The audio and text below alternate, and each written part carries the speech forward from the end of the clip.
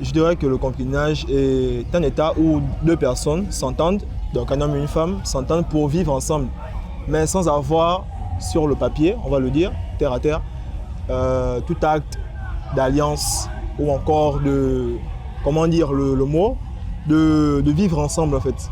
Ce n'est pas encore officiel, mais dans un état d'esprit où ils se sont dit qu'on se met ensemble pour envisager les choses. Je ne dirais pas que c'est bon ou mauvaise, mais dans un bon sens, si deux personnes se mettent en concubinage, c'est qu'ils envisagent de se marier. Donc on va dire que c'est comme une étape qui est obligée d'être faite en fait. On ne décide pas du jour au lendemain de se marier juste comme ça. Il faut apprendre à vivre ensemble. On est d'accord? C'est vrai que le mariage, c'est la sécurité. Quand on est en concubinage, on n'a pas forcément la sécurité que. Mais il y a le Pacs en France pour ça maintenant, pour être sécurisé, qui est comme le mariage parce qu'on paye nos impôts ensemble et quelque part on a quasiment les mêmes droits que quand on est marié. Donc moi le concubinage me va, mais pourquoi pas concubinage avec un Pacs? Voilà. Mais c'est simplement pour ce côté protection quoi. Parce que c'est vrai que dans nos familles ici on le voit. Tu es marié, même marié. Le jour où toi, l'homme, tu disparais, on peut venir prendre à la femme tout ce qu'elle a parce que ça, toi, en tant qu'homme, tu appartiens à la famille. Et elle, c'est quelque part un produit importé. Donc, on voit bien que même le mariage ne protège pas de tout. Parce qu'il y a dans nos familles, on voit bien qu'avec ce qu'on parle de sorcellerie et ainsi de suite, il y a beaucoup de choses. Même quand on est marié ou quand surtout l'homme décède, on chasse la femme, on prend les enfants ou on chasse la femme avec les enfants, ça arrive beaucoup. Donc on croit que c'est une sécurité, mais pas toujours. Sauf quand l'homme a fait un testament et des choses avant. Là, oui.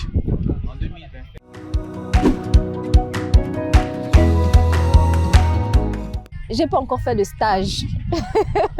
Donc, je peux dire que je ne suis pas pour. Mais après, il faut quand même, la logique voudrait qu'on apprenne quand même à cohabiter pendant un certain temps pour apprendre à peut-être connaître un peu mieux la personne avec qui on compte s'engager.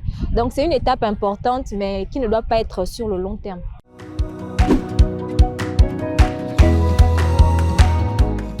Je vais prendre un cas simple. Si vous êtes en couple et que vous envisagez de vous marier, vous mettez ensemble, la moindre des choses, c'est de vivre l'amour. Si vous faites 3 ans et vous vous sentez prêt, mariez-vous. Si vous faites 10 ans et vous ne vous sentez pas encore prêt, mais tant bien que bien vous fasse en fait. Il n'y a pas vraiment de temps délimité, on ne peut pas vraiment délimiter ça en fait, c'est tout un chacun. Je peux dire que aussi longtemps que ça peut vous permettre d'avoir une idée, si là on doit aller ensemble ou bien voilà.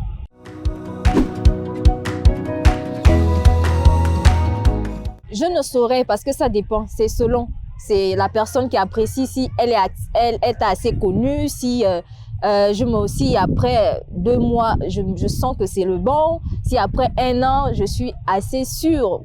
Donc c'est selon les personnes.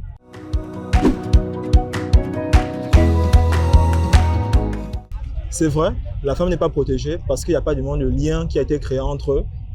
Mais je dirais qu'on devrait plus accorder une certaine légitimité à la femme parce qu'elle était avec quelqu'un et s'il décède, c'est en fait, je sais pas, on devrait envisager un moyen de aider ces femmes-là en fait.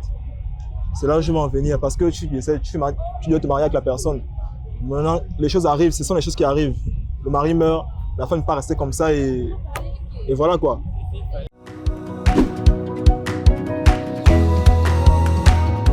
Si tes intentions, c'est de sortir d'un mariage avec des biens, à partir de ce que ton partenaire pense, tu sauras déjà si c'est le bon ou pas. Donc, on ne peut pas déjà arriver là-bas et penser qu'on aura quelque chose qui n'a pas été prévu à la base.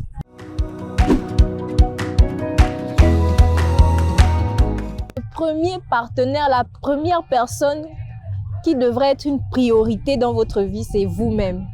Mesdames, messieurs, prenez le temps avec vous, aimez-vous, adorez-vous, donnez-vous, déclarez-vous vous-même des sentiments. En fait, aimez-vous d'abord. C'est vrai qu'on dit après c'est un peu narcissique, mais non. Aimez-vous d'abord avant d'aimer quelqu'un d'autre. Parce que si vous vous aimez vous-même, vous saurez ce que vous devez attendre de quelqu'un d'autre. Alors que si vous partez comme ça, vous vous dites que non, vous ne savez pas trop. vous vous attendez à ce que quelqu'un vous aime d'une manière, vous ne pouvez même pas expliquer, ça ne va pas marcher. Donc, aimez-vous d'abord vous-même. Votre premier love, votre premier ndolo, c'est vous-même.